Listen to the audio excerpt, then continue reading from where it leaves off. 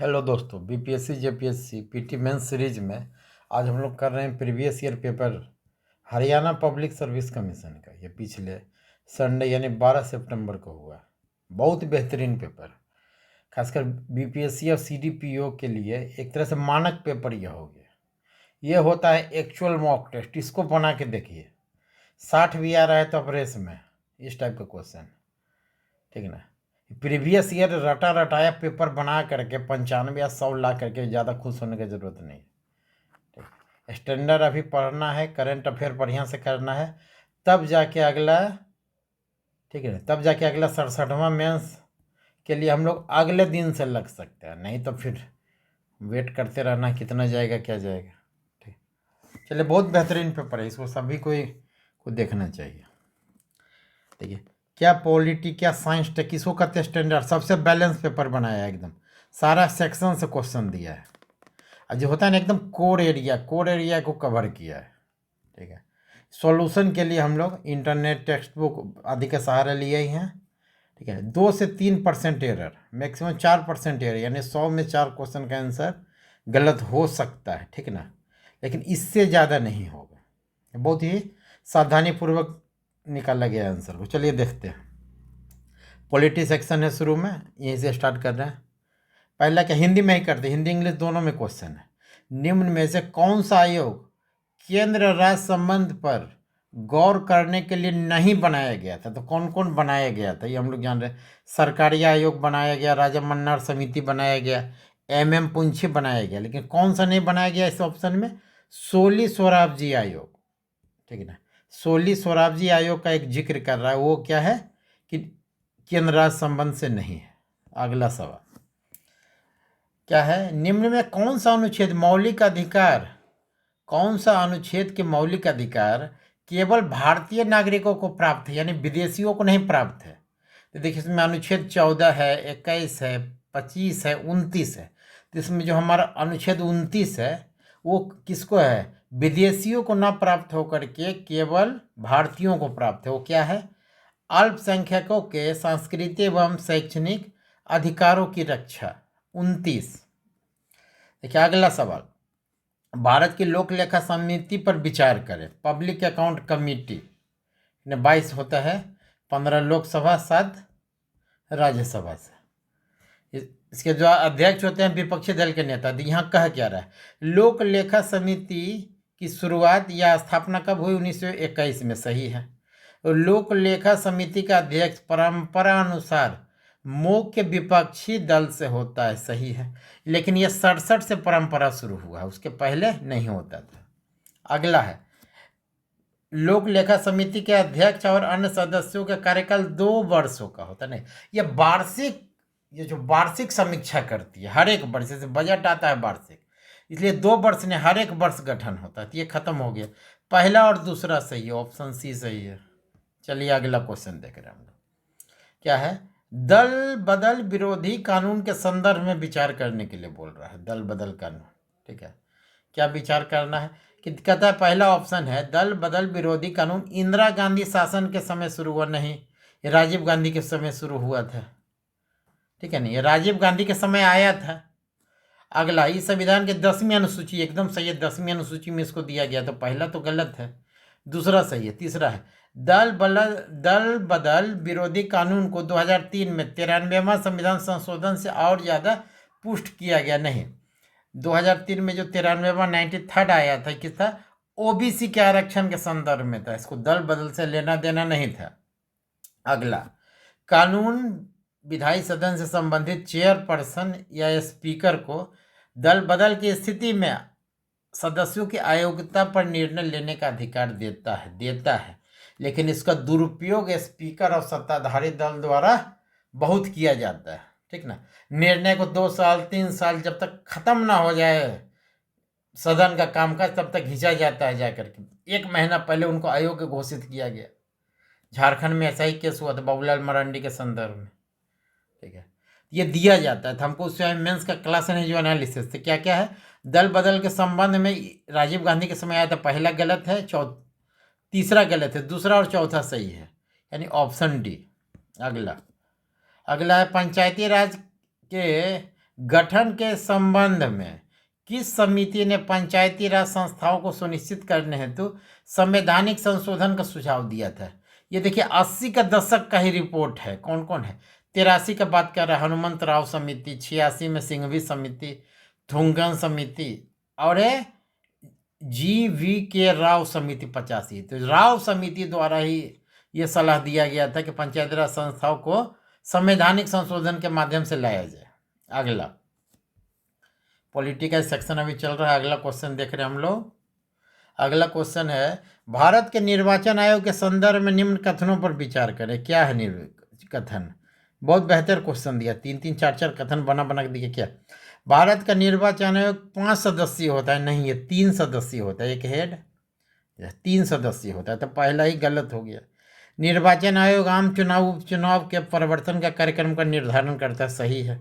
निर्वाचन आयोग मान्य राजनीतिक दलों के विभाजन विलयन संबंधी विवादों को सुलझाता है। अभी भी रामविलास पासवान के लोक जनशक्ति पार्टी का विवाद को सुलझाया। अगला, भारत का निर्वाचन आयोग नवीन पंजीकृत दलों को चुनाव आवंटित करता है। एकदम करता है। सही है। नहीं, पहला गलत है, 2, 3, 4 सही है। तो इसमें देखिए क्या पूछ रहा है, ऊपर दिए गए कथनों में कौन सा सही नहीं है? तो एक सही नहीं है। अगला सवाल, लोकसभा अध्यक्ष के संदर्भ में क्या सही है? किसी में पूछा है कि सही नहीं है, किसी में क्या सही है? इसमें सही पूछ रहा है। सही क्या है? पहला देखिए, स्पीकर लोकसभा अध्यक्ष के बारे में, वो राष्ट्रपति के प्रसाद पर्यंत पद पर रहता है। ये तो राज्यपाल के संदर्भ में सही होता है, ना कि स्पीकर का। तो पहला ऑप्शन गलत है। अगला है ऑप्शन, वह किसी भी वित्तीय विधेयक को धन विधेयक घोषित कर सकता है तथा उसकी घोषणा अंतिम होती है। ये सही है। स्पीकर द्वारा निर्णय लिया जाता है कौन सा धन विधेयक वित्त विधेयक है कि, हाँ ठीक है ना, मतलब वित्त विधेयक को धन विधेयक घोषित करने का एक अधिकार पाया जाता है स्पीकर के पास। तो ऑप्शन बी सही है। तब एक ही सही का बात हो रहा, फिर भी देख लेते हैं। वह त्याग पत्र का विचार करता है तो राष्ट्रपति को संबोधित करता है? नहीं, जब लोकसभा स्पीकर त्याग पत्र देगा तो उपाध्यक्ष लोकसभा उपाध्यक्ष को देता है। ये भी गलत है, तो होना ही है गलत। लोकसभा का वरिष्ठतम सदस्य होना चाहिए? नहीं, प्रोटेम स्पीकर जब बनाया जाता है नए लोकसभा में तब बनते हैं जाकर के सीनियर, उसके बाद चुनाव हो जाता है तुरंत। ये वरिष्ठतम सदस्य होना चाहिए, ये भी गलत है। तो एकमात्र सही क्या था, किसी भी वित्तीय विधेयक को धन विधेयक घोषित करने का एक अधिकार उनके पास है। चलिए अगला सवाल, ये केमिस्ट्री का सवाल है। निम्नलिखित में कौन से ऑर्गेनिक कंपाउंड के समूह का इत्र या परफ्यूम बनाने में उपयोग करने की न्यूनतम संभावना होती है? माने इसका प्रयोग करीब करीब नहीं होता है। तो क्या है? एल्कोहल है, कार्बोक्सिलिक एसिड है, एल्डिहाइड है, एस्टर। इसमें एस्टर का ना के बराबर उपयोग होता है। अगला सवाल, स्वर्ण आभूषण की सफाई है तो कौन सा एसिड का प्रयोग किया जाता है? तो नाइट्रिक एसिड का प्रयोग किया जाता है। सल्फ्यूरिक एसिड देके तो झाड़ लेता है पूरा। ठीक है, तो क्या होगा? सफाई के लिए नहीं होता, गंदगी के सफाई के लिए नाइट्रिक एसिड। अगला सवाल, निम्नलिखित में कौन पूर्ण आंतरिक परिवर्तन में शामिल नहीं है? टोटल इंटरनल रिफ्लेक्शन में शामिल नहीं है। क्या? रेगिस्तान में मिराज। तब मिराज नाम दिया है, मृग मरीचिका को मिराज बोल दिया है ताकि आधा अटक जाए हिंदी माध्यम का बच्चा। इसमें शामिल नहीं है, लेकिन मृग मरीचिका में शामिल होता है। तीसरा है हीरे की झील में लहाटी, इसमें भी शामिल होता है। ऑप्टिकल फाइबर से प्रकाश किरणों का संचरण एकदम शामिल होता है, लेकिन किस में नहीं होता है? इसमें ऑप्शन एक है कैलाइडोस्कोप में टोटल इंटरनल रिफ्लेक्शन TIR यानी पूर्ण आंतरिक परिवर्तन का उपयोग नहीं होता है। तो ऑप्शन बी उत्तर हो जाएगा। चलिए अगला क्या है?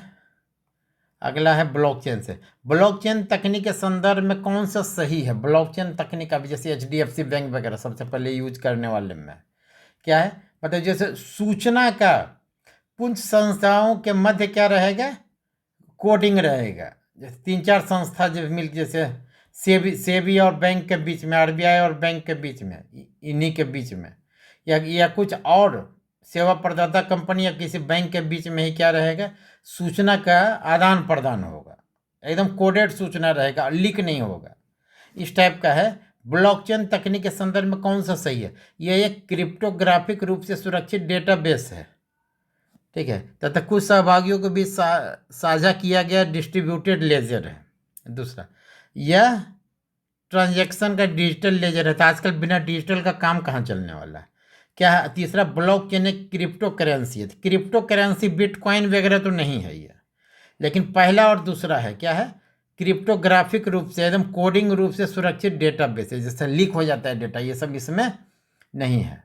और कुछ सहभागियों के बीच, जैसे ओपन सोर्स नहीं है कि कोई भी डाटा देख सकता है, ठीक है ना। कुछ खास सहभागी 4, 5, 6 जितना भी हैं, उन्हीं के मध्य डाटा का आदान प्रदान होता है। तो पहला और दूसरा है। और ट्रांजैक्शन का डिजिटल लेजर है, तो डिजिटल होना ही होना है। अगला सवाल, मार्च 2021 में, ठीक है, एनगोजी ओकोंजो इविला किसके डायरेक्टर जनरल बने। 4-5 संस्था का नाम लिखा हुआ है। विश्व स्वास्थ्य संगठन, विश्व पर्यटन संगठन, विश्व बैंक, तो किसके बने हैं, WTO के बने हैं। विश्व व्यापार संगठन के ये बने हैं डायरेक्टर जनरल, ठीक है। चलिए अगला, निम्नलिखित में कौन सा गलत मिलान है। गलत मिलान चुनना है। देखिए, कहीं कहीं सही चुन रहा है, कहीं गलत चुनना है। एक में 4 क्वेश्चन दिया है, इसलिए 100 क्वेश्चन भी 200 क्वेश्चन के बराबर। टेस्ला इलेक्ट्रॉनिक कार सही है। बिटकॉइन क्रिप्टो करेंसी, अभी आया ही था, क्रिप्टो करेंसी होता है। पोकेमॉन गो मोबाइल गेम है, ये भी सही है। जूम OTT स्ट्रीमिंग प्लेटफॉर्म है, नहीं। जूम क्या है, वीडियो कॉल इंटरेक्टिंग प्लेटफॉर्म है, ठीक है ना। ये जो OTT का बात कर रहा है, OTT में तो हमारा हो गया, जो हम लोग नहीं होगा था, वेब सीरीज वगैरह चलाने वाला, जैसे नेटफ्लिक्स हो गया, ये सब हो गया। तो क्या है, चौथा ऑप्शन गलत है। जूम OTT स्ट्रीमिंग प्लेटफॉर्म नहीं हो करके इंटरेक्टिव प्लेटफॉर्म है, आमने सामने हम लोग बैठ करके चैट कॉन्फ्रेंस, ये सब वेबिनार, ये सब है। तो जूम, इसमें क्वेश्चन था कौन सा गलत मिलान, तो D नंबर गलत मिलान है। अगला, उत्तर पूर्व भारत के सबसे बड़े मीठे पानी की झील कहाँ है, तो मणिपुर में है लोकटक झील। ये हम देख लीजिएगा, जल्दी चलेंगे नहीं तो फिर बहुत लंबा वीडियो होने वाला है। फरवरी में 2021 में मंगल ग्रह पर नासा का कौन सा रोवर उतरा। कौन सा रोवर उतरा, तो प्रिजर्वेंस रोवर उतरा। अगला, महात्मा गांधी को सिर्फ एक बार राष्ट्रीय कांग्रेस का अध्यक्ष चुना गया था, कब चुना गया था, तो बेलगाम में चुना गया था 1924 में। इजी क्वेश्चन है, जहाँ कॉन्सेप्चुअल होगा उसमें थोड़ा समय देना है। फिर देखिए, मिलान दे दिया है, लक्ष्मी स्वामीनाथन, मैडम कामा अरुणा सफली, बीना दास। तो मैडम कामा अरुणा सफली, तो ये कौन है, स्वामीनाथन कौन है, तो लक्ष्मी स्वामीनाथन और कोई नहीं, लक्ष्मी सहगल है। कैप्टन लक्ष्मी सहगल सुभाष चंद्र बोस के सहयोगी, यही हो गए। लक्ष्मी सहगल क्या हो गए, INA की महिला ब्रिगेड की नेतृत्व करता हो गई। मैडम भिखाजी कामा जर्मनी में, यानी विदेशी धरती पर पहली बार भारत का झंडा फहराए थे। अरुणा सफली, ठीक है ना, 1942 के ग्वालियर टैंक मैदान पर झंडा तोलन किया, भारत छोड़ो की QIM आंदोलन। एक और है बीना दास, क्रांतिकारी महिला थी, ठीक है, गवर्नर जैक्सन की हत्या करने का प्रयास किया, ठीक है। चारों महान महिलाओं के बारे में ही दिया हुआ था। चलिए अगला है क्वेश्चन, काकोरी षड्यंत्र या कोकोरी वीरता कांड, ठीक है ना, अभी इसको वीरता ही वर्ड बोलेंगे हम लोग। काकोरी केस के संदर्भ में किनको फांसी दिया गया, तो ऑप्शन देखिए इसमें है, ऑप्शन क्या क्या है, राम प्रसाद बिस्मिल, राजेंद्र लहरी, असफाउल्ला खान, भगत सिंह है, ठाकुर रोशन सिंह, चंद्रशेखर आजाद। इसमें चंद्रशेखर आजाद और भगत सिंह नहीं होंगे, बाकी चारों हो जाएंगे। कौन कौन हो गए, राम प्रसाद बिस्मिल, राजेंद्र लहरी, असफाउल्ला खान, ठाकुर रोशन सिंह। फांसी दी गई, एक दिन फांसी करने की बात कर, आगे पीछे भी, और रोशन सिंह को आगे पीछे की फांसी दिया गया था, ठीक है। ये चारों हो गए, चारों हमारे शहीद हो गए जिनको काकोरी कांड में फांसी दिया गया था। अगला सवाल, बम्बई के दादोबा पांडुरंग एवं आत्माराम पांडुरंग द्वारा कौन सा सामाजिक सुधार संस्थान का स्थापना किया था, तथा MG रानाडे के संस्थान से जुड़ने के बाद और लोकप्रिय हो गया, तो प्रार्थना समाज। पांडुरंग और रानाडे किनसे जुड़े हैं, प्रार्थना समाज से। अगला, प्राचीन भारत के कुछ कीर्ति दी हुई है और उसके पुस्तकों के नाम दिए गए, गलत चुनना है। तो मृग कटिकम शूद्रक सही है, बुद्ध चरित अशोघोष सही है, रघुवंशम कालिदास सही है, कादम्बरी के साथ बाणभट्ट होना चाहिए था, दे दिया हर्षवर्धन। यानी डी नंबर क्या है ऑप्शन सही होगा, क्योंकि गलत मिलान यही है। अगला सवाल, फिर भारत में मंदिर स्थापत्य की 3 प्रमुख शैली, एकदम VVI क्वेश्चन उठा दिया। तो 3 प्रमुख शैली कौन कौन है? नागर है, बेसर है, द्रविड़ है। सी हो गया ऑप्शन। अगला एक ज्योग्राफी वाला क्वेश्चन है, कुछ कुछ इधर दिया हुआ टर्म ज्योग्राफी का, इधर भी दिया है मिलान करने के लिए क्या क्या है। जैसे इंग्लिश में देखिए बेल्ट ऑफ काम, मतलब जहाँ शांत, एकदम शांत हवा, एकदम शांत है। द वेस्ट ऑफ काम कहाँ? तो डोल्ड्रम कहते हैं। डोल्ड्रम हो गया एकदम शांति शांति। फिर डिफ्लेक्टिंग फोर्स, जहाँ हवा क्या होता है, मुड़ जाती है, तो कहाँ? कोरलोइस इफेक्ट के कारण मुड़ेगी। ठीक है। अगला हो गया रोरिंग फोर्टीज, हिंदी में इसको गरजती चालीसा, इसको नहीं कहते, वेस्टर्लीज हो गया इसका। फिर एक है हरमट्टन, हरमट्टन को डॉक्टर विंड भी कहते हैं। ठीक है, मतलब जान रहे हैं तो ज्योग्राफी का कुल मिलाने के लिए है। अगला सवाल, अगला सवाल इसमें मिलाने के लिए क्या है? नीलगिरी, मतलब कुछ दे दिया है पर्वत श्रृंखला और उसका कुछ चोटी का नाम इधर दिया है। जैसे नीलगिरी है, नीलगिरी में क्या है? दो दो बेटा हम लोग याद रहे थे, नीलगिरी। ठीक है। सतपुरा, सतपुरा के साथ धूपगढ़, सतपुरा के घने जंगल पड़े, तो घने जंगल में किसका कमी है? तो धूप का कमी है। अगला अरावली, माउंट आबू, अरावली माउंट आबू। हिमालय, हिमालय में सागर माथा। चलिए आगे, व्याख्या करने पर 3 घंटा क्लास हो जाएगा। श्रीहरिकोटा, जहाँ पर सतीश धवन स्पेस सेंटर है, वहाँ कौन सा झील है? तो पुलिकट झील है, सीधा जानना है। कहता विष्णु नारायण भातखंडे किस कला शैली के महत्वपूर्ण व्यक्तित्व थे? तो हिंदुस्तानी शास्त्रीय संगीत के थे ये। सब देख लीजिएगा इसको उठा उठा के, एक चीज़ देखिएगा, 4 चीज़ सीखिएगा। अब एक दिया हुआ है RCEP, ठीक ना, RCP नहीं है, RCEP। तो RCEP में से क्या अर्थ हो गया हमारा? ठीक ना, रीजनल कम्प्रिहेंसिव इकोनॉमिक पार्टनरशिप। ठीक ना, ये बहुत ज़्यादा चर्चा में था। तो कह रहा है कि निम्नलिखित में हाल में लॉन्च की गई RCEP वर्तमान में सबसे बड़ा क्षेत्रीय व्यापारिक मंच या ब्लॉक है। कौन सा देश इस मुक्त व्यापार समझौते का सदस्य नहीं है? मैंने निम्न ऑप्शन में कह रहा है, जरा चुन के बताइए कि कौन सा इसमें नहीं है। तो देख रहे हैं कौन सा नहीं है इनमें। तो यहाँ के जो वर्तमान ऑप्शन है, ऑस्ट्रेलिया है, ब्रुनेई है, न्यूजीलैंड है। तो यहाँ पर हम जाके देख पा रहे हैं कि क्या, जो बांग्लादेश है, बांग्लादेश RCEP का मेंबर नहीं है। ये चारों ऑप्शन। अगला सवाल, फिर इधर कुछ कुछ संस्था या नाम दे दिया गया है, इधर इसका मिलाना है। जैसे बिटकॉइन, बिटकॉइन जो है बात है क्रिप्टो करेंसी, बहुत ज़्यादा नाम चल रहा है, लेकिन ये नेशनल स्टॉक एक्सचेंज NSE में लिस्टेड नहीं है। FRBM एक्ट, फिजिकल डेफिसिट एकदम 2003 फिजिकल डेफिसिट पर ये 4% के अंदर ही रखो। सेबी, इंश्योरेंस रेगुलेशन कहाँ है? सेबी तो शेयर मार्केट है, ये मनी मार्केट, शेयर मार्केट से रिलेटेड है सेबी। ठीक है। तो इसमें क्वेश्चन था कौन सा पेयर करेक्ट है? तो FRBM करेक्ट है, सेबी की नहीं करेक्ट हो गया, और क्या कहते हैं बिटकॉइन भी इनकरेक्ट है। अगला है SDR, स्पेशल ड्राइंग राइट, किससे मिलता है? IMF का है, यानी दूसरा और चौथा सही है।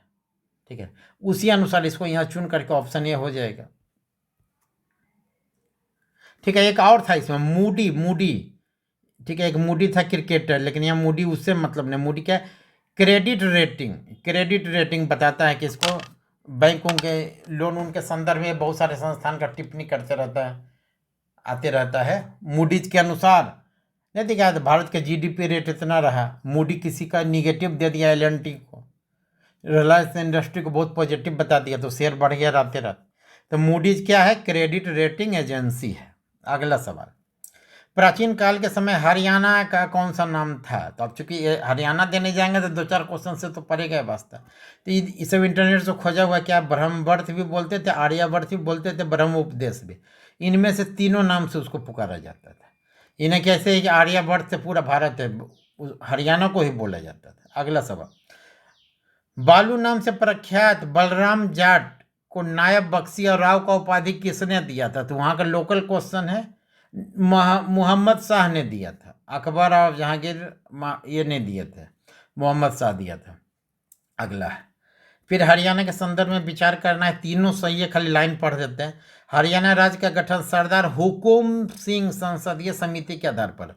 ये तो बीपीएससी में भी आ सकता है ना, हरियाणा का गठन किसी भी राज्य के गठन के संदर्भ में क्या है, हुकुम सिंह संसदीय समिति के अनुशंसा पर हुआ था। अगला, पंजाब हरियाणा राज्य का विभाजन और सीमांकन का कार्य के लिए जस्टिस जेसी शाह, ये भी इंपॉर्टेंट होगी, जेसी शाह की अध्यक्षता में, ठीक है ना, सीमांकन आयोग बनेगा, कहाँ कौन जिला क्या क्या पड़ेगा किसको।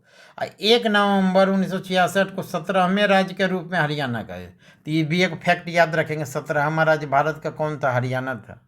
अगला, 1931 के त्रिपुरा के जिला मजिस्ट्रेट स्टीवंस की हत्या किसने की थी, सीधा जान जाएंगे क्या, संती और सुनीति चौधरी मैडम की थी, ठीक है ना, संती और सुनीति चौधरी, क्रांतिकारी महिलाओं का भी बहुत सारा हमारा क्या गर्व करने वाला इतिहास है। अगला है, गजनवी आक्रमण के समय आधुनिक हरियाणा के क्षेत्र में किसका शासन था, तो कौन है, चौहान राजपूत का शासन था। अगला, हाँ ये भी आई है, भक्ति संत नामदेव के बारे में कौन सा कथन सत्य है, वो पंढरपुर के विट्ठल को पूजते थे, सही है, गुजरात से थे, नहीं गुजरात से नहीं, कहाँ से, महाराष्ट्र से थे, दर्जी के पुत्र थे, सही है, कई अभंग लिखे, सही है, यानी 2 छोड़ के 1 3 4 ऑप्शन सी सही है। अगला एक देखिए और बहुत बेहतरीन क्वेश्चन है, क्या नीचे भारत के 4 पुरातात्विक स्थल का नाम दे दिया गया है, ठीक है, और वह स्थल का जो नाम दिया है उसको कोडिंग में दे दिया, ताकि जैसे पहला क्या है, अटीराम पक्कम भीमबेटका पिकलीहल और वुर्ज होम नाम दे दिया है, और उसको बोल रहा है कि जरा सा उत्तर से, ठीक है ना, जैसे हम लोग यहाँ मान लिए ये नॉर्थ है ये साउथ है, ठीक है ना, इक्वेटर है यहाँ पर है, तो उत्तर से दक्षिण की ओर जरा नीचे की ओर आओ, वो बताओ तो सबसे उत्तर में कौन है और सबसे दक्षिण में कौन है, बीच में कौन है। तो इसका हम एक एक करके क्या किए हैं, सबका अक्षांश निकाले हैं। तो अक्षांश निकाले हैं तो सबसे देखिए पूर्व में हमारा हो गया वुर्ज होम जम्मू कश्मीर, ये 34 डिग्री अक्षांश है, ठीक है, तो ये इसका दिया था कोड एस, तो एस पहले होगा, ठीक है, फिर भीमबेटका आया 22 डिग्री अक्षांश पर है, इसको चेक भी कर सकते हैं, तो 2 नंबर पर आया। इसके बाद हमारा आ जा रहा है आर, आर कौन सा ऑप्शन हमारा आ रहा है, पिकलीहल, पिकलीहल ये कितना पर आ रहा है हमारा, ठीक है ना, एक पिकलीहल आ रहा है 15.75 यानी करीब 16 डिग्री अक्षांश पर है, कर्नाटका में है 16 डिग्री पर, तो आर हो गया। और सबसे नीचे में हमारा आ रहा है अटीराम पक्कम, ठीक है, ये तमिलनाडु में है, 13.13 यानी 13 डिग्री अक्षांश पर है, तो उसी के अनुसार हम लोग बैठा लिए इसको, पहले 34 फिर 22 फिर 15 फिर 13, यानी SQRP बहुत भी, ठीक ना, यूपीएससी मॉडल का क्वेश्चन है, हो सकता है यूपीएससी से उतार कर दे दिया होगा। अगला सवाल देखा जाए,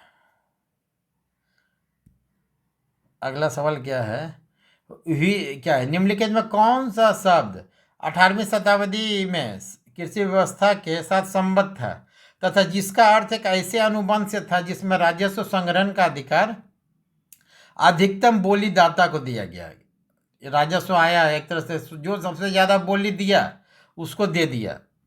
तो देखिए कृषि आंदोलन चल रहा है, तो कृषि का जितना हमारा व्यवस्था था, इजारेदारी व्यवस्था, जमींदारी व्यवस्था आदि जितना व्यवस्था, सबसे क्वेश्चन है, अब भविष्य में सभी एग्जाम से इसको पूछे जाने की संभावना है, ठीक है ना। जड़ विवाद का वहीं पर था कि लोग जो बांटा ना कैसे कैसे करके, जमींदारी प्रथा से लेके क्या क्या, तो क्या है, वारेन हेस्टिंग्स के समय एक इजारेदारी प्रथा आया था, उसी में यह था कि जो सबसे ज़्यादा बोली लगाएगा राजस्व संग्रहण का काम उसी को दे दिया गया था।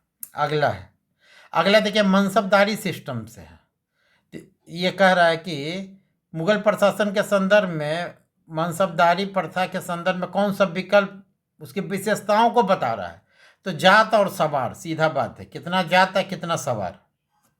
अगला फिर लैंड रिफॉर्म से आया है, क्या है,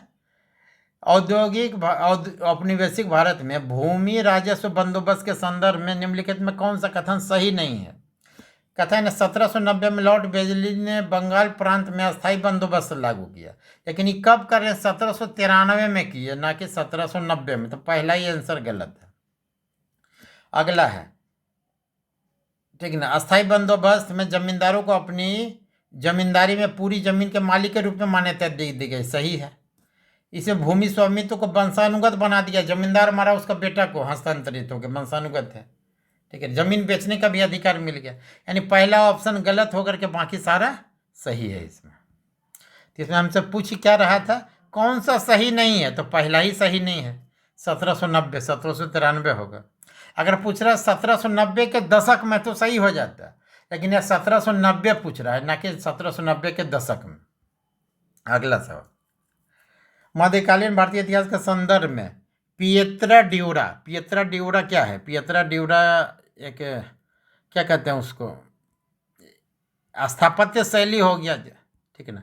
बलुई पत्थर पर कलाकारी का शैली हो गया, ये क्या है? संगमरमर या बलुआ पत्थर में नक्काशी किए गए, खुदाई रखे गए रंगीन सख्त पत्थर का अलंकृत पैटर्न को बोलता है पिएत्रा ड्यूरा। अगला सवाल, संविधान के बुनियादी ढांचे, बेसिक स्ट्रक्चर, यही तो जिंदा रखे हुए हमारा लोकतंत्र को, बेसिक स्ट्रक्चर। नहीं तो क्या पता चला कि विधायिका कार्यपालिका तो पूरा हावी होकर पूरा संविधान बदलता है। इसलिए बेसिक स्ट्रक्चर का सिद्धांत में 3-4 जो प्रमुख वाद आया उसी में पूछ रहा है कि कालक्रम बताओ। तो अरे सब भूल गए थे, को मिनर्वा मिल अगर 1980 याद है तो उसी से पकड़ा जाता। सबसे लास्ट में क्या आया? मिनर्वा मिल 1980। ऐसे कालक्रम देखा जाए, मिनर्वा मिल 1980 है, गोलकनाथ इंदिरा गांधी वाला आया था 1975 में, केशवानंद भारती 1973 में, ठीक है ना। गोलकनाथ कब आए थे? 1967 में, तो वहीं से स्टार्ट हो गया। तो सबसे पहले गोलकनाथ 2 नंबर, ठीक है ना। उसके बाद केशवानंद भारती 73 में दूसरे नंबर, तीसरा में इंदिरा गांधी राजनारायण, इंदिरा गांधी को पद छोड़ने का नौबत आया था इसमें, तो ये क्या तीसरा नंबर। और एक चौथा था मिनर्वा मिल, ये सबसे लास्ट में हो गया, यानी ऑप्शन 2।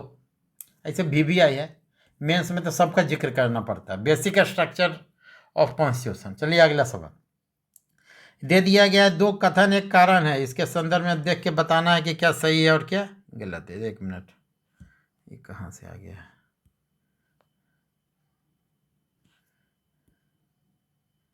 ये दिया है, वित्त विधेयक केवल निचले सदन यानी लोकसभा में प्रस्तुत किए जा सकते हैं ना, धन विधेयक कर सकते हैं। वित्त विधेयक के संदर्भ में कंपल्सन नहीं है कि केवल और केवल लोकसभा में किए जा सकते हैं, यानी पहला कथन गलत है। दूसरा कारण क्या है? निचला सदन जनता के द्वारा प्रत्यक्ष रूप से निर्वाचित होता है, तो ठीक है, ये तो दिया है, ठीक है, कुछ जनता डायरेक्ट उसको चुनती है हमको, लेकिन पहला गलत, यानी ए असत्य है लेकिन आर सत्य है। अगला सवाल कहता है ना, क्या कह रहा है, भारत के संविधान में भारत के संप्रभुता, एकता, अखंडता को सुनिश्चित करने का, संरक्षित करने का भाव कहाँ पर निर्भर है? मूल अधिकार में है, मौलिक अधिकार में है, नीति तत्व में है कि प्रस्तावना? तो प्रस्तावना हम भारत के लोग उसी में सब कुछ करते हैं, आत्मार्पित समर्पित सब कर रहे हैं, ठीक है। तो प्रस्तावना में ही संप्रभुता, एकता, अखंडता को सुनिश्चित करने का भाव सन्निहित है। अगला सवाल, भारत के संविधान के प्रस्तावना में प्रयुक्त स्वतंत्रता, समानता, बंधुत्व शब्द किस क्रांति से प्रेरित है? तो फ्रांसीसी क्रांति से लिए हैं, हम लोग सीधा जान रहे हैं। अगला, भारत का संविधान में प्रदत्त इनमें से देश का कौन सा नाम है? तो सूर्य में पढ़िएगा ना संविधान पढ़ना थे, India, that is Bharat, option C, India अर्थात भारत। इन्हें कि हिंदुस्तान वगैरह मार देना है, जैसा भी चल रहा है सोशल मीडिया में कि हमको तो पसंद हिंदुस्तान वर्ड है, इंडिया पसंद है, चाहे जो पसंद है। अगला, भारत के संविधान में अंतर्राष्ट्रीय शांति, सुरक्षा, संवर्धन का उल्लेख कहाँ पर किया गया है? प्रस्तावना में है कि मौलिक कर्तव्य में है? तो कहाँ गया? मौलिक कर्तव्य जो जोड़ा गया 51 है उसी में किया गया है।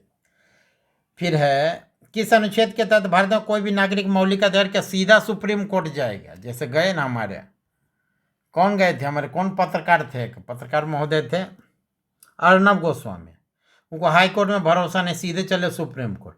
तो सुप्रीम कोर्ट सुनती है, अनुच्छेद 32 का उल्लंघन होगा तो, लेकिन ऐसा नहीं है सभी का सुन लेगा, ऐसा बहुत ज़्यादा लोड है, लेकिन डायरेक्ट जा सकते हैं। सवाल वही था, किस अनुच्छेद के उल्लंघन में हम लोग डायरेक्ट सुप्रीम कोर्ट भी जा सकते हैं? तो अनुच्छेद 32। अगला सवाल है, इसमें कुछ कुछ मिलाना है, अनुसूची दिया हो, बहुत बेहतरीन क्वेश्चन है। क्या क्या है? डायरेक्ट इसका ऑप्शन ही देखते हैं। मान्यता प्राप्त भाषा किस में दिया है? 8वीं अनुसूची। दल बदल विरोधी कानून रिपीट हुआ, किसमें है? 10वीं अनुसूची। राज्य और केंद्र शासित प्रदेश शुरू में रहेगा, राज्य का ही देश है तो पहली अनुसूची में है। राज्यसभा में सीटों का चौथा अनुसूची में है।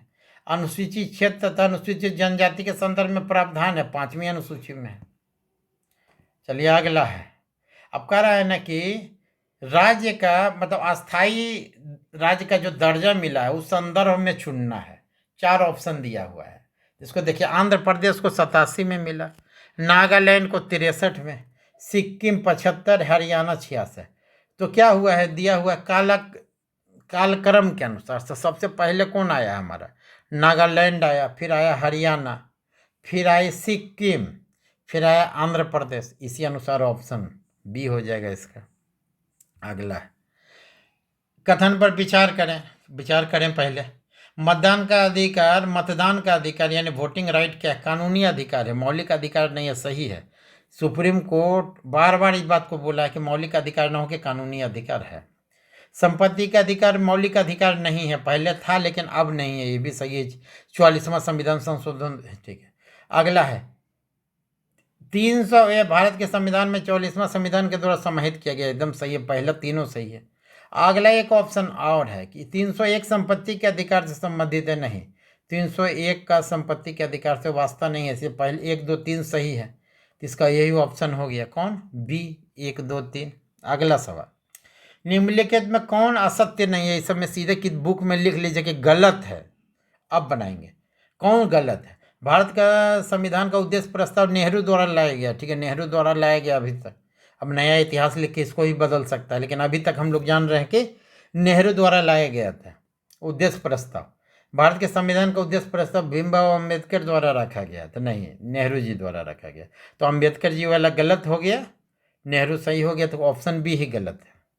अगला, निम्न में से किसका उल्लेख भारत के संविधान के अनुच्छेद 21 में क्या है? विधि की उचित प्रक्रिया का प्रयोग करते हुए ये हम किसी को सजा देंगे, उसका जान ले लेंगे, नहीं कि भीड़ न्याय करेगा कि नहीं, अब हम न्याय मिल के कर देंगे, इसको यहीं पर गाड़ी उल्टा के मार देंगे, पुलिस मार देगा डायरेक्ट इनकाउंटर पर, नहीं। अनुच्छेद 21 ये नहीं कहता, उसके लिए स्थापित प्रक्रिया है, उसका पालन करते हुए सजा देना है। शुरू में तो बहुत मजा आता है बच्चा जैसा कि नहीं चलो इसको मार दिए यहीं पर, ठीक है, नहीं बलात्कारी है मार दिया, बलात्कारी सही में है नहीं है, इसका सजा पता चला हमारा विरोधी उसी का प्रयोग करके, भीड़ तंत्र का प्रयोग करके हमको भी मार देगा। इसलिए अराजक बनना आसान है, जैसे बना ना जाकर केजरीवाल, पूरा अराजक बन गया, बिजली का ही काटता था सबका चढ़ चढ़ के पोल पर, और अभी जाके उसका कोई काट दे तो उसको जेल में डाल देगा। अगला, हम लोग आधा क्वेश्चन कर चुके हैं, ठीक है ना, 32 मिनट हुआ है, इसको जरा तेजी से करके 45 मिनट तक खत्म करते हैं। पहला क्या है कि बिना अंतर्राष्ट्रीय सीमा से लगे स्थलबद्ध राज्य, माने स्थलबद्ध भी होना चाहिए, समुद्र से भी नहीं सटा हो और सीमा से भी नहीं से, और किसी विदेशी सीमा से भी नहीं सटा हो, ठीक है ना, उस टाइप का हमारा, इस टाइप का नॉर्थ साउथ वेस्ट ईस्ट का हमारा राज्य को चुनना है। इसका बहुत बढ़िया सवाल, इंटरेस्ट है, लगेगा ये ऑप्शन है नहीं है, तो इसमें ना बिना अंतर्राष्ट्रीय सीमा से सटे स्थलबद्ध राज्य, माने समुद्री राज्य नहीं होना चाहिए, चारों बगल स्थल से ही घिरा होना चाहिए और समुद्री सीमा से भी नहीं सटा होना चाहिए, ठीक है। इसको चुन करके ये वाला ऑप्शन चुना गया है, इसको चेक कर लीजिएगा। हरियाणा उत्तर, ठीक है, फिर दक्षिण में तेलंगाना, पूर्व में झारखंड और पश्चिम में मध्य प्रदेश, यही हमारा ऑप्शन मिल रहा है, इसको चेक कर लीजिएगा, यही है क्या गुजरात का समुद्री तट है, फिर इसमें समुद्री तट आ गया गुजरात का, ठीक है ना। अब किसी के साथ या तो पाकिस्तान सटा हुआ है या फिर किसी के साथ पता चला कि हमारा समुद्री सीमा, दोनों नहीं सटा होना चाहिए, ना विदेशी राज्य होना चाहिए ना समुद्र होना चाहिए। अगला सवाल कहता है कौन भारत का मेजर रिवर बेसिन में मुख्य नदी बेसिन नहीं है? तो पेन्नार है, माही है, साबरमती भी है, लेकिन जो तीस्ता है ये मुख्य नदी बेसिन नहीं आता, ये माइनर में आता है, तीस्ता ऑप्शन हो जाएगा। अब एक अगला बहुत ही बेहतरीन कॉन्सेप्चुअल सवाल है, कह रहा है ना कि एक मियंडर होता है, ठीक है, नदी द्वारा कह रहा है, इस सवाल ही है कि झेलम नदी तथा नदी भू आकृति के संदर्भ में निम्नलिखित कथन को सही को पकड़े।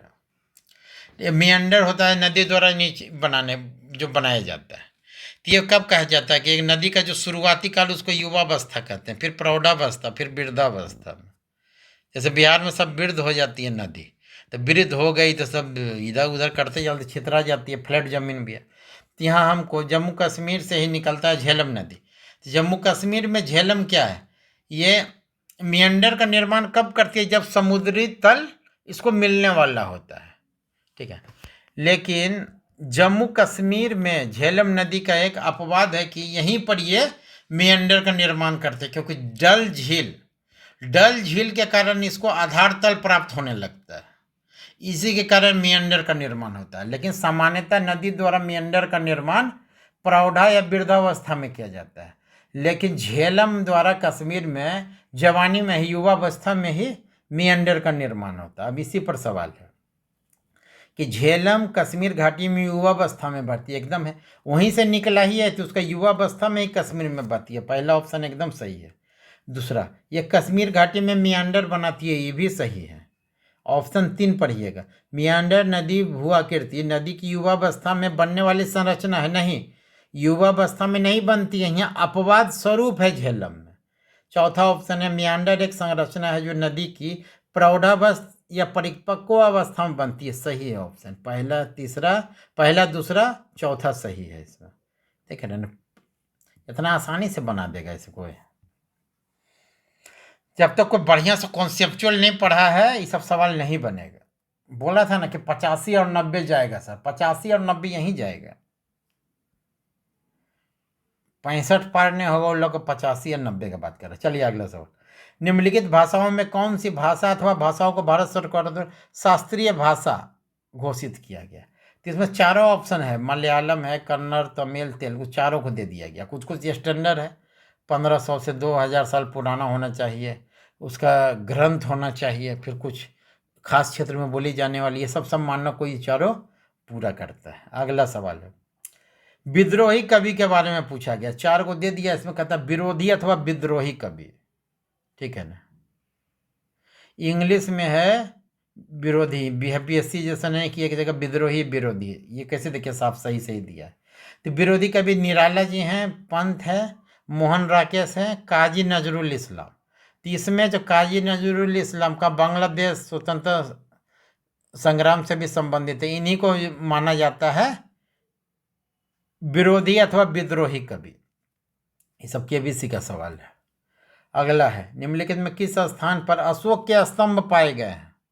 तो सांची में मिला है, सारनाथ मिला, लौड़िया नंदनगढ़ में, अमरावती में नहीं मिला।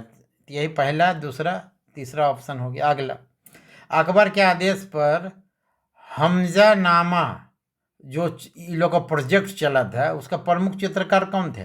तो दसवंत और बसावंत थे, लेकिन सैयद अली और अब्दुल समद के पुत्र क्या थे, पर्यवेक्षक थे, लेकिन प्रमुख कलाकार दसवंत और बसावन ही थे। चलिए अगला, सातवाहन काल में राजभाषा के रूप में कौन सी भाषा थी। तो प्राकृत भाषा थी। निम्नलिखित में कौन सी प्राक हड़प्पा संस्कृति नहीं है, मैंने प्रोटो, एक पीढ़ी हो गया, एक हड़प्पा हो गया, एक प्रोटो, उसके बाद क्या। तो ज्वाब कल्चर नहीं है, बाकी सोथी, कोट दीजिए, आमरी, सब प्रोटो हड़प्पा में आता है। लेकिन ज्वाब जो है ZHOB या झोब कल्चर नहीं है इसके प्रोटो से। अगला है, कह रहा है किसने फारुखसियर के दरबार में, ठीक है ना, इंग्लिश कंपनी के दूतावास का नेतृत्व किया कि आइए हमको जरा भाड़ा उड़ा पर दे दीजिए, हम लोग चलाएंगे, आपको पेमेंट करेंगे। तो कौन थे, जॉन सुरमन थे, जॉन सुरमन। यही फारुखसियर के दरबार में आके प्रेजेंटेशन किया कि आपको इतना भाड़ा देंगे, विकास करके देंगे, इंफ्रास्ट्रक्चर बना देंगे, ठीक ना। तो जॉन सुरमन थे। अगला है, कौन सा युग्म गलत है। तो रामोसी विद्रोह चित्तूर सिंह सही है, लेकिन 1922 में हुआ था, यहाँ 1822 दे रहा है, तो गलत पहले पकड़ा गया। अगला क्या है, संन्यास विद्रोह बिरसा मुंडा 99 में सही है। कोल विद्रोह बुद्धू भगत 1831 सही है। रंगपुर 1783 भी सही। तो गलत कौन है, रामोसी विद्रोह चित्तूर सिंह किए थे, लेकिन कब किए थे, 1922 में किए थे, कि ना कि 1822 में। कुछ कुछ ये भी रखा है, ठीक है। अब अहरार आंदोलन के संदर्भ में 1857 के क्रांति के बाद अंग्रेज क्या किया, शुरू करवा दिया अलीगढ़ आंदोलन। ठीक है ना, मुस्लिम को एकदम नहीं है कि मुस्लिम को एक अलग धर्म अलग राष्ट्र के रूप में भड़काना शुरू किया। तो 1906 में एक हुआ था अहरार आंदोलन। ये क्या था कि अलीगढ़ अलीगढ़ मुस्लिम का जो था ना, अंग्रेज प्रस्त नीति का विरोध किया और स्वतंत्रता सेनानी में एक तरह से कांग्रेस का समर्थन या राष्ट्रवादी विचारधारा से प्रेरित था कि अंग्रेजों भारत छोड़ो, इस सेंस में। तब क्या था, अब इस पर क्या क्या है, मौलाना मोहम्मद अली इसके संस्थापक थे, सही है। इसके सदस्यों ने भारत स्वतंत्रता आंदोलन में सक्रिय भागीदारी की वकालत की, ठीक है ना, कि भागीदारी करेंगे और अंग्रेज का विरोध करेंगे, तो ये भी सही है। इसकी स्थापना 19वीं सदी के प्रारंभिक काल में हुई थी, तो 1906 है, तो वही है, प्रारंभिक काल में सही हुआ है। एक ऑप्शन और है कि अलीगढ़ आंदोलन के राजपक्ष समर्थक राजनीति का समर्थन किया, नहीं किया, ये उसका विरोध ही था ये, ठीक ना। माने एकता तोड़ो आंदोलन का विरोधी हो, कहीं एकता पसंद आ, ये भी था अहरार आंदोलन। तो पहला दूसरा तीसरा तीनों ऑप्शन सही है। अगला है, फिर दे दिया सूफी संत का, इसका जरा कहता कार्यकाल चुनो कब से कब है, और उसको कालक्रम के अनुसार मिला कौन सबसे पहले आया। तो इसमें देखिए दिया हुआ चार क्या है, एक है सबसे पहला जो है उन्हीं को पढ़ते हैं, शेख मोइनुद्दीन सिजरी, ये 1141 है, नंबर 1 पर यही है, ठीक है। दूसरे नंबर पर निजामुद्दीन औलिया 1235। फिर एक इधर आ गया बाबा फरीद 1176, तो ठीक है। तो अब फिर एक इधर आ गया आपको नसरुद्दीन चिराग दिल्ली 1274। तो सबसे पहले हो गया 1141 शेख मोइनुद्दीन सिजरी, नंबर 1 पर हो गए। दूसरे में हो गए बाबा फरीद, तीसरे में औलिया हो गए, दूसरा बता दिए थे गलत है, तीसरे में औलिया होंगे, और चौथे में नसरुद्दीन चिराग दिल्ली, ये हो गए जाके ऑप्शन, ठीक है ना। सही आंदोलन देख रहे हैं तो उसका कार्यक्रम भी देख लेंगे कब कब है सूफी संत का। अगला सवाल है प्रधानमंत्री कुसुम योजना। अब कुसुम योजना क्या है, खेती बाड़ी में पेट्रोल डीजल का खर्च को कम कर करके सौर ऊर्जा को बढ़ावा देना, ऑप्शन ए है, वही है प्रधानमंत्री कुसुम योजना। अगला सवाल है, बढ़िया सवाल है, कॉन्सेप्चुअल सवाल में सबको जरा देख लीजिएगा। कहता है ना, एक व्यापारिक बैंकों की समग्र जमा तथा संचय का अनुपात केंद्रीय बैंक के पास सुरक्षित रखना होता है, इसको क्या कहते हैं। तो CRR और SLR नज़दीकी कॉन्सेप्ट है, लेकिन हमको लग रहा है कि ये SLR है, SLR, ठीक है। अगला सवाल देख ले, SLR CRR दो ऑप्शन था, इसमें SLR है। अब कहता है कि किसी कंपनी को ऋण जाल में बंधा कब कहा जाता है, जब कंपनी द्वारा अपने जो विदेश से कर्ज लिया गया उस कर्ज को चुकाने के लिए जब कर्ज लेने का अवस्था आ जाए तो उसको ऋण जाल कहते हैं। UPSC में आया हुआ क्वेश्चन है। जब बकाया ऋण पर ब्याज चुकाने के लिए उधार लेना होता है तो उसे ऋण जाल में ग्रसित डेप्ट ट्रैप में कहा जाता है। अगला सवाल, भू प्रशासन की रैयतवारी प्रणाली का है ना, कि जितना किसानी प्रणाली था सब पूछ दिया। रैयतवारी में क्या था, रैयते को मान लिया मालिक, किसान को मान लिया मालिक, हेक्टर मोनरो शायद है। किसान ब्रिटिश औपनिवेशिक सरकार को भू राजस्व कहेगा डायरेक्ट देंगे, बीच में दलाल बिचौलिया जमींदार नहीं रहेगा, डायरेक्ट हम जाके देंगे।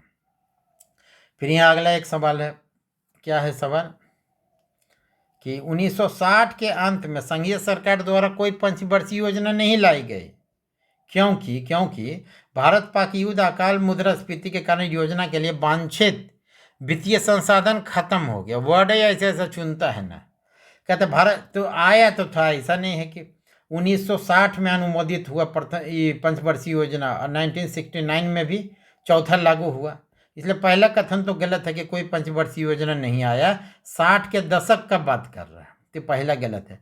और दूसरा क्या है, भारत पाक युद्ध अकाल मुद्रास्फीति कारण कहता है जो वित्तीय संसाधन खत्म हो गया, अरे कम हो गया, सीमित हो गया, ना कि खत्म हो गया, यानी दोनों गलत है, ए और आर दोनों गलत है। अगला सवाल कह रहा है भारत में उगाई जाने वाले खरीफ फसलें, तो खरीफ से क्या मतलब है, रबी को होता है रबी, जब धूप का याद करते हैं तो रबी रबी रबी। अरे खरीफ जब वर्षा में, ये समझिए ना, वर्षा का बूंद से पेड़ को खड़ा रहना, नहीं बरसात वाला फसल हो गया खरीफ फसल। तो खरीफ फसल में क्या क्या हमारा आता है, तो धान आ गया, मक्का आ गया, मूंगफली आ गया। अब बाकी जो 3 ऑप्शन गेहूं, सरसों, चना दिया है, क्या है? रबी का है। तो हम लोग को खरीफ चुन लिए कौन कौन है? धान है, मक्का है, मूंगफली है। ऑप्शन बी हो गया। अगला सवाल कह रहा है ना कि कंपाउंड, एक कंपाउंड का बात कर रहा है, ठीक है ना, मतलब केमिस्ट्री के में यौगिक ना बोल कर डायरेक्ट बोल दे रहा है। ये इमारतों की सफेदी, यानी जो चूना पहले करते थे ना, अभी तो पुट्टी उट्टी करते, पहले चूना, उसी के संदर्भ में सवाल है। कहता है ये बिना बुझे हुए चूने को पानी से मिलाकर बनता है। पहले होता था ना कि उसको जब पानी में डाला जाता तो खौलता था, उसको ढक के रखा जाता था रात भर चूना तैयार करने के लिए। कह रहा ये कैल्शियम कार्बाइड पानी के साथ क्रिया करता है तो ये प्राप्त होता है। तीसरा है पोर्टलैंड सीमेंट के निर्माण में कच्चा माल के रूप में प्रयोग होता है। कहता है इसे कॉस्टिक चूना कहते हैं तथा इसका रासायनिक सूत्र CaOH2 है। ठीक है। अब कह रहा है इनमें कौन कौन सत्य है? तो पहला क्या है? पहला तो सत्य है कि बुझे हुए चूने को पानी में डाल करके ये बनाया जाता है। दूसरा, कैल्शियम कार्बाइड पानी में जब मिलाया जाता है तो एसिटिलीन और प्लस जा करके ये चूना प्राप्त होता है, ये भी सही है। पोर्टलैंड सीमेंट में कच्चा माल के रूप में चूना पत्थर का उपयोग होता है, ये भी सही है। लेकिन चौथा गलत है, कॉस्टिक चूना नहीं कहते हैं कॉस्टिक, ठीक है ना ये फार्मूला सही है, इसलिए चौथा गलत है। 1 2 3 सही, यानी ऑप्शन डी सही है। चलिए आते हैं जल्दी जल्दी। क्या है? कौन सा कथन धोने वाला सोडा के संदर्भ में सही है? क्या क्या है? इसका रासायनिक नाम सोडियम हाइड्रोजन कार्बोनेट है, तो ये गलत है। इसका नाम होता है सोडियम कार्बोनेट, ऑप्शन बी सही है। केक को फुलाने में काम आता है, नहीं, ये गलत है। ठीक है। यह पानी की अस्थायी कठोरता को हटाने में काम आता है, सही है। यानी 2 और 4 सही है, इसका ऑप्शन 2 और 4 सही है। इसका नाम सोडियम कार्बोनेट होता है। अगला सवाल क्या है? पीएच मान 7 से कम किसका है? तो 7 हो गया उदासीन, 7 से कम हो गया अम्लीय, 7 से ऊपर हो गया क्षारीय। तो ये देखिए गैस्ट्रिक का, gastric juice, Apple juice, coffee का तो 5 होता है, हाँ। और liquid use in car battery में जो दिया जाता है H2SO4 वाला, इसका इस सब का कितना होता है? 2 से 3 होता है मान, सब एसिडिक होता है। तो पूछ रहा था इनमें से 7 पीएच मान वाले कौन है? तो सभी हैं। चाय का जैसे 6 होता है, कॉफ़ी का 5 होता है, इसलिए ज़्यादा चाय और कॉफ़ी पीना भी शरीर में अम्लीयता को बढ़ावा देता है। चाय चलेगा 6 के करीब है, ठीक है ना। चलिए अगला, the best electrical conductor among the following, इनमें से सबसे उपयुक्त विद्युत चालक कौन है? तो सोना, एल्युमिनियम, तांबा, सिल्वर। तो सबसे ज़्यादा क्या है? तांबा और सिल्वर, ठीक है। तो चांदी क्या है? सर्वाधिक है। यूज भले ही तांबा का हम लोग सर्वाधिक करते हैं घर में, चांदी महंगी भी हो जाती है, ठीक है ना। और इसमें क्या होता है? इसका तन्यता थोड़ा कम होता है, लेकिन इसका तन्यता ज़्यादा होता है। तो सिल्वर में सबसे कम विद्युत का हानि होता है, ठीक है। सर्वाधिक उपयुक्त विद्युत चालक कौन हो गया? ठीक है, द बेस्ट इलेक्ट्रिकल, ये हो गया। अगला कहता है ना समुद्र की गहराई को सोनार के द्वारा मापते हैं, तो सोनार के संबंध में कि समुद्र की गहराई सोनार का उपयोग करके मापते हैं, इसके विचार करें क्या है? समुद्र की गहराई नापने के लिए अल्ट्रासोनिक वेव का प्रयोग करता है, सही है। समुद्र के पानी में अल्ट्रासोनिक तरंग का स्पीड हवा के ध्वनि के बराबर हो जाता है। कैसे होगा? हवा का ध्वनि 330 मीटर पर सेकेंड है, इसका 1400 मीटर पर सेकेंड है। ऐसा नहीं है कि पानी में जाकर 300 हो जाता है, ये वाला गलत है।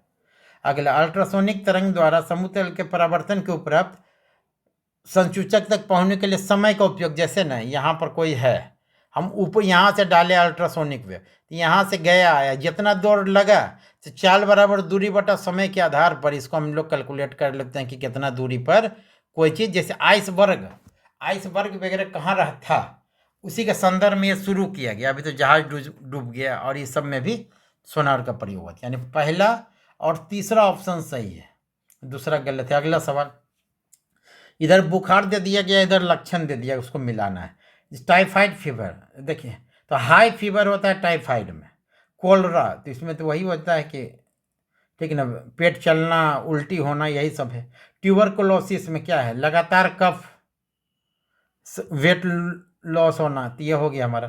एक हो गया हमारा चिकन पॉक्स। चिकन पॉक्स में क्या होता है, फीवर में हुआ, होश खो देना है, और नहीं हो जाता है कि चेहरा पर चेचक, चेचक जिसको कहते हैं छोटी माता, छोटी माता में क्या हो जाता है, चकत्ता टाइप का हो जाता है चेहरा में, इलाज नहीं होने पर फिर दाग दाग रह जाता है चेहरा में, शरीर में। अगला क्या है, प्लास्टिक बैग पर्यावरण के लिए संभावित खतरा क्यों है? तो इसका 4 ऑप्शन है। पहले, वजन में हल्का होता है, जहाँ तहाँ उड़ के जाता है। दूसरा, इसके उत्पादन में विषाक्त रसायन का प्रयोग होता है, सही है। ये ताप के प्रति अप्रतिरोधी होती है, ठीक है ना, मतलब गल जाता है, ये भी सही है। ये नॉन बायोडिग्रेडेबल है, यानी गलता नहीं है। तो पर्यावरण के संदर्भ में चौथा ऑप्शन सही है कि मिट्टी में पड़ा है, सैकड़ों साल तक पड़ा रहेगा। ये यही हो गया हमारा, क्योंकि पर्यावरण के संदर्भ में पूछा था जोखिम क्यों है, इसीलिए जोखिम है। अगला, पेपर तो कपड़ा सड़ गया, लेकिन ये पता चला पड़ा हुआ है सैकड़ों साल तक। अगला है, पेट दर्द तथा पच के मरीज को डॉक्टर क्या प्रोबायोटिक कहता है, खाओ जाकर के। प्रोबायोटिक किसमें मदद करता है? ये पाचन क्रिया को स्वास्थ्यवर्धक करने के लिए, अच्छे जीवाणुओं की संख्या, जैसे बहुत ज़्यादा एंटीबायोटिक कोरोना में खा लिए, बोला 5 खा लिए 15, ठीक है, तो 15 तो खा लिए, लेकिन पेट का क्या किया, बुरा के साथ अच्छा जीवाणु को ही मार दिया। तो अब अच्छा जीवाणु रहेगा तब ना खाना पचेगा। इसके संदर्भ में प्रोबायोटिक, उस प्रोबायोटिक दही भी है, लेकिन दही मना करेगा, प्रोबायोटिक कहता है खाने के लिए, ठीक है। तो उसी के संदर्भ में क्या है, ये अच्छा जीवाणु का उत्पादन को बढ़ाता है। अगला है, फिर डॉक्टर रिकमेंड फॉर RT-PCR। अभी तो कोरोना में हम लोग वाकिफ हैं, RT-PCR। पहले वो पुलिस का PCR वैन होता, अब क्या है, RT-PCR। तो कहता है RT-PCR में जो हम लोग चेक करता है कोरोना है, पॉजिटिव है कि नहीं, क्या उसमें कौन सा तकनीक है। तो उसमें क्या है, जो सैंपल का RNA से, ठीक ना, RNA का स्ट्रक्चर पर चेंज किया जाता है। तो ये वायरस के RNA में क्या बदलाव है, इसी के संदर्भ में ये चेक किया जाता है। तो वायरस RNA इसका आंसर हो जाएगा। अगला है, नुब्रा घाटी बागान, जो कि बैक्टीरियन ऊँट और मठों के लिए प्रसिद्ध है, कहाँ पाया जाता है? तो काराकोरम और लद्दाख के बीच में, काराकोरम और लद्दाख के बीच में नुब्रा घाटी है ये। अगला सवाल क्या है कि डेस्पांग मैदान के संदर्भ में, तो डेस्पांग है कहाँ? तो अभी जो हमारा भारत चाइना विवाद जो चल रहा है, ठीक ना, वहीं पर है देशपांग, है यहीं पर है, यही वाले एरिया में देशपांग मैदान है, उसी के संदर्भ में। तो क्या क्या है इसका, राजनीतिक नहीं पूछ करके क्या पूछ दिया है, भौतिक पहलू। यह उपजाऊ जल और मिट्टी से बना है, नहीं गलत है। ये मैदान ऊंचाई वाले स्थान पर पाए जाते हैं, सही है, एकदम ऊंचाई पर ही, वही तो लड़ाई है। ये सघन शंकुधारी वनों से ढके नहीं, इसमें बसंत में हल्का फुल्का पीला टाइप का फूल उल आता है। तो ये हो गया, केवल ऑप्शन 2 सही है, ठीक है। तो इसमें कौन सा हो गया, बी, केवल 2। अगला, इधर दे दिया गया है कि नहीं, मतलब काटो और जलाओ खेती, पहले चलता था जनजातीय में, तो उसी में दे दिया गया है। उसका अलग अलग नाम है, जैसे झूमिंग खेती, खिल खेती, ब्रिंगा खेती, वालरे खेती। ये कहाँ कहाँ होता है? तो एगो हम लोग तो झूम जानते थे, उत्तर पूर्व में है, ठीक ना। और फिर एक खिल खेती, खिल खेती हिमालय बेल्ट में होता है, ठीक है। ब्रिंगा, जो ब्रिंगा इजा हो गया आपको ओडिशा में होता है ब्रिंगा खेती। वालरे, एक वालरे हो गया झूम खेती, कहाँ है, साउथ ईस्ट राजस्थान में हो गया, ठीक है। तो झूम हो गया उत्तर पूर्व, खील हो गया हिमालयन बेल्ट में, ब्रिंगा हो गया ओडिशा में, और वालरे हो गया साउथ ईस्ट राजस्थान में। सब आएगा, फिर से रिपीट होगा। एक अगला देखिए, करंट अफेयर के कितना शानदार सवाल कह रहा है कि भारतीय वायुसेना के किस स्क्वाड्रन में राफेल जेट विमान का जो प्रथम बैच आया, जैसा 5वां आ रहा है ना, प्रथम बैच का जो आया राफेल, किस में शामिल हुआ? तो स्क्वाड्रन 17 गोल्डन एरोज में शामिल हुआ है जाके ये। अगला सवाल, कुछ कुछ यहाँ वैश्विक क्षेत्रीय संगठन दिया हुआ, उसका क्या टारगेट था? SCO संघाई कॉरपोरेशन, इसका क्या टारगेट था? क्वाड का क्या है? आसियान का क्या है? मैड का क्या है? तो SCO संघाई वाला का हो गया क्या, रणनीतिक मंच हो गया। क्वाड हो गया जिसमें भारत, ऑस्ट्रेलिया, जापान, अमेरिका है, इसका क्या है, राजनीतिक, सुरक्षा, रणनीतिक, सैन्य है, इसके साथ साथ आर्थिक, शिक्षा भी हो गया। आसियान, आसियान में संस्कृति आएगा ही। व्यापार, राजनीति, संस्कृति आसियान का हो गया। एक मैड हो गया, मैड हो गया। न्यूक्लियर हथियार को अब नहीं रोकना, अब हम लोग के पास आ गया, अब और किसी के पास नहीं जाए, तो मैड संधि किया ये लोग, यही ऑप्शन हो गया। अब अगला है, फरवरी 11 को WTO द्वारा कोरोना का कौन सा वैज्ञानिक नाम दिया गया? तो इसका नाम दिया गया SARS Covid 2, SARS, SARS CoV-2, यही नाम दिया गया इसका। अगला सवाल है, OCI, overseas citizen of India, पारदेशीय रहने वाले भारतीय। पहले UPSC में इस पर सिलेबस था, NRI, ठीक है ना, OCI, PIO, person of Indian origin, इसी पर यह सवाल है। तो OCI के संदर्भ में सरकार इसको धीरे धीरे छूट दे रहा है कि इन्वेस्टमेंट करे, आकर के वापस आए, brain drain, reverse brain drain भी हो जाए, कोई दिक्कत नहीं है। इसको अभी मार्च 2021 में कुछ कुछ छूट दिया गया। तो छूट के पश्चात क्या क्या इसका स्थिति है, इसी पर सवाल है। तो पहला क्या, ये कृषि भूमि खरीद सकता है ऑप्शन? तो कृषि भूमि नहीं खरीद सकता, अभी भी बोला गया ना, कृषि भूमि आप नहीं खरीद सकता। क्या है, OCI, चिकित्सा, अधिवक्ता, वास्तुविद, चार्टर्ड अकाउंटेंट का पेशा का अपना सकता है, नीट उट का एग्जाम दे सकता है, IT दे सकता है। कहते हैं OCI को उन क्षेत्रों में जाने के लिए विशेष अनुमति चाहिए, अपने से नहीं जाएगा, जहां केंद्रीय सरकार या सक्षम अधिकारी द्वारा संरक्षित या प्रतिष्ठित क्षेत्र घोषित किया गया, ठीक है, ये स्पेशल अनुमति मिलेगा तब जाएगा, ये सही है आपको, दूसरा तीसरा। चौथा कह रहा है OCI किसी भी अनुसंधान, मिशनरी, पत्रकारिता गतिविधि को प्रारंभ कर सकता है, कहा है कर सकता है, लेकिन स्पेशल मंजूरी चाहिए। यहाँ ऑप्शन में स्पेशल मंजूरी नहीं है, यानी ये भी ऑप्शन गलत हो गया, यानी ऑप्शन 2 और 3 सही है, ऑप्शन 2 3। अगला है, कारण सूचना प्रौद्योगिकी गाइडलाइन एक बना है, एथिक्स कोड बना है, 21 के संदर्भ में बताना है, जिसमें रविशंकर जी थे उस समय। इसी बात विवाद हो गया, तब वो जाकर के फिर सूचना मंत्रालय से वो हटे, जाए जिस कारण हटे। इसमें क्या क्या है गाइडलाइन में, देखिए इसका पूरा नाम था सूचना प्रौद्योगिकी guideline for intermediaries and digital media ethics code. Guideline केवल ओवर द टॉप प्लेटफॉर्म के लिए, OTT वर्ड दोबारा आया, जैसे नेटफ्लिक्स, ये सब के लिए है, ये बोल रहा है सवाल में, लेकिन नहीं, ये सभी के लिए है, फेसबुक, ट्विटर, व्हाट्सएप, ठीक है ना, यूट्यूब, सभी के लिए एथिक्स का कोड है। तो पहला तो भाई गलत हो गया। अगला क्या है, इसमें बिचौलियों के लिए नैतिकता का कोड, प्रोसीजर, सेफ गार्ड है, एकदम है, दिया हुआ है, ये सही है। भारत सरकार के सूचना प्रसारण मंत्रालय को ओवरसाइट मैकेनिज्म तैयार करेगा, एकदम यही इसी को दिया ही गया है, इसका सही है, ठीक है ना। बिचौलियों के नियमों के तहत शिकायत निवारण तंत्र स्थापित करना है। तो जैसे अभी हुआ था ना कि ट्विटर का जो विवाद आएगा तो एक मैकेनिज्म रखेगा, कोई विवाद का अगर कोई कंप्लेन करता है तो उसको निपटारा करना है, तो बोल ही रहा था कि हम नहीं करेंगे। इसी कारण बहुत सारा विवाद हुआ, बाद में वो एक अधिकारी का नियुक्ति भी किया। राहुल गांधी केस में फिर क्या किया, इस्तीफा भी दे के चली गई जो थी लेडीज। तो क्या ये करेगा, इसमें दिया गया, यानी दूसरा तीसरा चौथा ये सही है, पहला गलत है ये। अगला सवाल है, भारत की इच्छा है कि चाबहार बंदरगाह को 13 देशों के अंतर्राष्ट्रीय उत्तर दक्षिण गलियारा है, तो क्या है, ठीक ना, नेशनल इन इंडिया है। तो इसका देखिए फुल फॉर्म क्या है, international north south transport corridor, INSTC, अंतर्राष्ट्रीय उत्तर दक्षिण गलियारा जो भारत से रूस तक है उसमें शामिल किया जाए।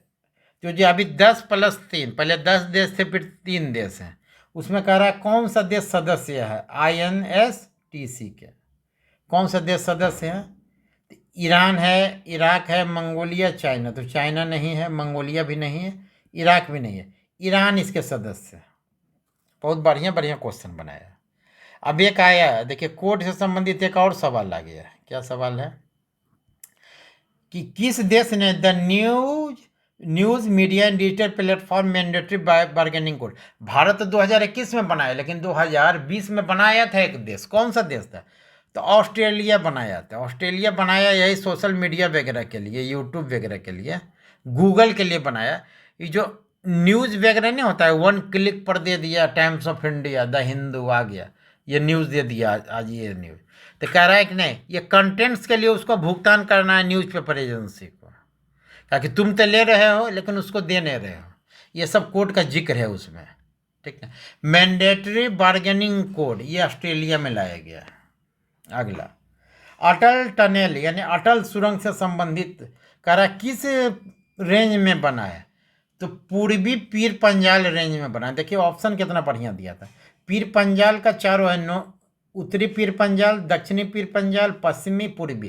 तो पूर्वी पीर पंजाल श्रृंखला पर अटल टनल, जिसका रोहतांग सुरंग नाम था, ठीक ना, वो अवस्थित है। अगला कह रहा है कि एक फैनी नदी पर 1.9 किलोमीटर लंबा मैत्री सेतु बनाया गया है, ठीक। ये भारत और बांग्लादेश में है, ठीक है। तो भारत के किस राज्य के किस क्षेत्र और बांग्लादेश के किस राज्य के किस क्षेत्र में, ये कह रहा है कि देखिए ऑप्शन क्या है, मैत्री सेतु 1.9 किलोमीटर है लंबा, तो कौन है, तो भारत में इसमें त्रिपुरा का सबरूम और बांग्लादेश का रामगढ़, मतलब इस कोना पर यहाँ अगर रामगढ़ है तो हमारा सबरूम है। देखिए नाम कन्फ्यूजन कैसे होगा, बांग्लादेश में रामगढ़ है तो हम लोग को लग रहा है बांग्लादेश से मुस्लिम वर्ड है, लेकिन रामगढ़ बांग्लादेश तरफ है, लेकिन सबरूम का है हमारे इंडिया की तरफ है। अगला 94 सवाल और है। बजरंग पूनिया रेसलर है, ठीक है, पहलवान ने कह रहा था कौन सा टूर्नामेंट जीत करके 65 किलोग्राम वर्ग में मार्च 2021 में पुनः नंबर 1 रैंकिंग प्राप्त कर लिया। तो ये रोम में हुआ था एक माटो पेलिकोनो रैंकिंग सीरीज टूर्नामेंट, वही ये जीत करके पुनः नंबर 1 पर काबिज हुए। अगला है देखिए, कोविड से लेकर के 3-4 मिशन, ये हमारा इनिशिएटिव का नाम दिया है, उसी से मिलाना है। पहला है मिशन कोविड सुरक्षा, जिसके अंतर्गत 900 करोड़ दिया गया है या दिया जाएगा। ये किस लिए है, कोविड वैक्सीन के विकास को गति प्रदान करना, लेकिन यह कोविड वैक्सीन स्वदेशी कोविड वैक्सीन का विकास करना है। एस्ट्रोजेनिका और जॉनसन नहीं करना है, हमको अपना करना है। तो ये पहला गलत हो गया, यहाँ स्वदेशी वर्ड आना चाहिए। दूसरा कवच है, फ्रंट लाइन वर्कर की सुरक्षा, ये भी सही नहीं है। तीसरा वैक्सीन मैत्री, ये सही है। ये जो 65 देश को भारत जो दे रहा है वैक्सीन आपूर्ति करा रहा है, उसके संदर्भ में है, हमारा वैक्सीन डिप्लोमेसी है, ठीक है ना। कोविड-19 श्री शक्ति चुनौती, तो ये महिलाओं के संदर्भ में है। कोविड जो आया, एक श्रम शक्ति में महिलाओं का योगदान ऐसा ही कम है, इसके कारण और गिर गया। तो ये कहता है ना कि विश्व बैंक की महिला इकाई या भारत सरकार का माई गॉव द्वारा मिल करके कोविड-19 श्री शक्ति चुनौती इनिशिएटिव शुरू किया गया। अगला सवाल ये कह रहा है कि निम्नलिखित में जो कोविड जांच होता है किसमें, कोविड के लिए जो सैंपल हम लोग लेते हैं तो नहीं देखते हैं कि पूरा बैग पहन करके मास्क लगा के वो लोग कहाँ से लेता है, नाक या गर्दन से सैंपल लेता है। तो ये कह रहा है कौन सा ऐसा टेस्ट में है जिसमें ये नाक और गर्दन से नहीं लेता है, तो पहले तो है RC-PCR, इसमें नाक या गर्दन से ही सैंपल लेगा। दूसरा रैपिड एंटीजन टेस्ट, इसमें भी वही से नाक या मुंह से लेगा। ट्रूनेट टेस्ट ये आया था ट्यूबरक्यूलोसिस टीबी के लिए, जिसका भी उपयोग हम लोग कर रहे हैं कोरोना में। यह भारत का स्वदेशी किट है टीबी का, जो मात्र 90 मिनट में बता देता है टीबी है कि नहीं है, ठीक है ना। तो लेकिन एक रैपिड एंटीजन टेस्ट होता है जो ब्लड के माध्यम से पता लगाता है। तो ब्लड के लिए कहे नाक का मुंह का ब्लड लेंगे, तो कहाँ से लेते हैं इसको, ब्लड टेस्ट में। तो रैपिड एंटीजन टेस्ट ये ऐसा टेस्ट है जिसमें नाक या मुंह से सैंपल नहीं लिया जाता है, इसको ब्लड टेस्ट कहते हैं या सीरम टेस्ट भी कहते हैं। अगला सवाल, नोबेल पुरस्कार का दिया गया है 4 को, उसको मिलाना है, ठीक है। तो कौन कौन सा हो जाएगा, विल्सन इकोनॉमिक्स में, पेनरोज फिजिक्स में, ठीक है, जेनिफर डाउडा केमिस्ट्री में, लुइस ग्लुक लिटरेचर में, ठीक है। अब 2 सवाल और बचा है, क्या है, ये कह रहा है ना कि गेबोर सजेगे पुरस्कार के संदर्भ में विचार करें। यह पुरस्कार अमेरिका के the society of industrial and applied mathematics द्वारा दिया जाता है, सही है, इंडस्ट्रियल एंड अप्लाइड मैथमेटिक्स के द्वारा दिया जाता है। ये कहता है नहीं, यह पुरस्कार हर एक वर्ष दिया जाता है, नहीं, हर एक 2 वर्ष में एक बार दिया जाता है। लोक लेखा समिति क्या है, वहाँ दे दिया हर एक 2 वर्ष में, वहाँ 1 होगा और यहाँ 2 हो जाएगा, ये हर एक 2 वर्ष में यहाँ दिया जाता है। तीसरा है, ये किस किस संदर्भ में दिया जाता है? मैथमेटिक्स का कैरियर के संदर्भ में है, लेकिन ऑर्थोगोनल पोलिनोमियल और स्पेशल फंक्शन पर जो काम करेंगे, एक पेपर होता है उसी पर दिया जाएगा ये जा करके। और एक और ऑप्शन क्या है, ये पुरस्कार 21 में एक भारतीय को दिया गया। तो एक भारतीय अतुल दीक्षित हैं, उनको पहला भारतीय है जो उनको ये अवार्ड मिला है। ठीक है, तो ये 2 ईयर वाला छोड़ करके बाकी पहला, तीसरा, चौथा सही है। अगला सवाल, जस्टिस मदान बी लोकुर समिति किससे संबंधित है? तो जो नहीं बता, पंजाब हरियाणा में ये लोग पराली जला देते थे, उसी से संबंधित है ये वाला जस्टिस मदान बी लोकुर समिति। एक जीएसटी के संदर्भ में सवाल है, क्या है कि वस्तु सेवाओं को कर संबंधी इसके करने के लिए ये वस्तु सेवाओं की उपलब्धता पर लागू होता है। वस्तु सेवाओं पर गंतव्य था, इसको इंग्लिश में पढ़ेंगे तो ज़्यादा सही है। GST is applicable on the supply of goods and service is based on the principle of destination based consumption taxation. GST is levied at the rate decided by GST council. इसको जरा देख लीजिएगा बढ़िया से, समझ गया ना? हमको लग रहा है इसका पहला, तीसरा, चौथा, इसको देख लीजिएगा। ये हमारा 100 सवाल हो गया कंप्लीट। बीएससी के बीपीएससी के संदर्भ में सब VVI है, मतलब रट लेने से नहीं होगा, इसी लेवल का तैयारी खोजता है। ठीक है, चैनल को सब्सक्राइब कर लीजिए ताकि आगे इस टाइप का वीडियो के लिए आपको इधर उधर ना जाना पड़े। चलिए, धन्यवाद।